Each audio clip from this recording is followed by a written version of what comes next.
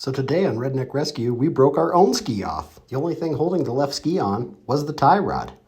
Fortunately, the bottom A-arm was still intact with the shock attached to it. Comes off. So here we got the ball joint popped out. The upper swing arm broke off. Bent the tie rod. So to get out, we're gonna ride one ski, but we got this ski strapped to the A-arm. And then as you can see, we got a stick here that we're gonna tie the two tips of the skis together so they turn together. And we're just gonna go right on out.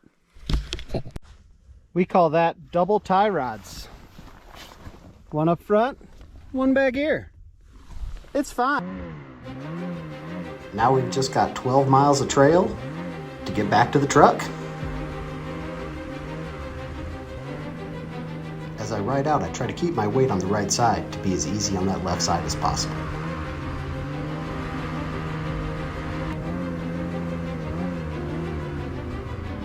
Hey, we're gonna do the loop.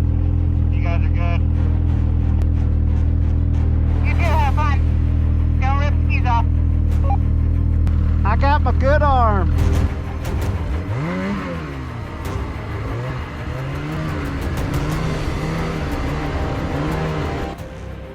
I gotta say, I'm very impressed with those Titan straps that we used to tie the ski back on with.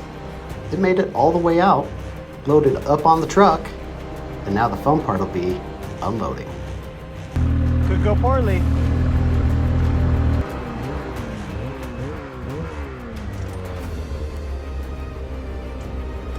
Right here as I'm backing up, I'm being extra careful to make sure the tail of that ski does not stab into the gaps in the bars on the ramp.